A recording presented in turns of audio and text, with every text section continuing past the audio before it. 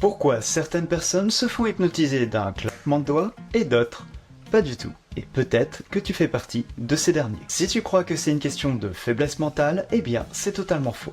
En réalité, ce serait plutôt une question de cerveau, et plus particulièrement 3 facteurs qui vont faire toute la différence. Le premier de ces facteurs, ta capacité à te concentrer. Imagine ton cerveau comme une lampe de poche. Si tu peux fixer la lumière sur une seule et même idée, eh bien tu vas pouvoir rentrer en hypnose, car tu vas avoir la capacité de te concentrer et de t'immerger. En revanche, si ton attention a tendance à se disperser partout, eh bien c'est comme chercher à éclairer tout un ensemble de choses. Ce n'est pas assez clair et tu ne peux donc pas te focus. Et c'est donc dans cette situation que tu vas bloquer l'état d'hypnose. Le deuxième facteur, eh bien c'est la confiance que tu vas avoir en l'hypnotiseur et ton lâcher-prise. Oui, je sais, ça en fait deux.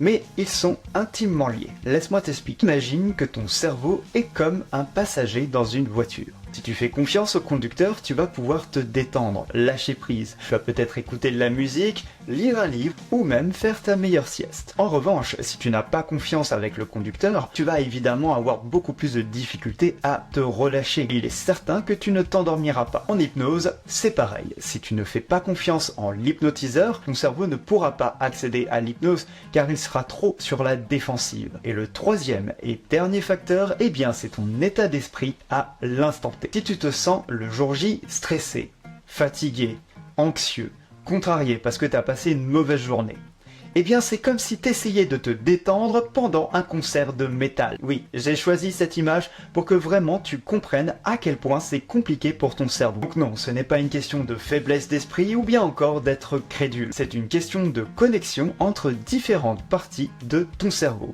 Et figure-toi que des chercheurs de Stanford ont justement étudié ça de très près. Mais ça, on en parlera dans la partie 2. Alors, pense à t'abonner pour ne pas la louper.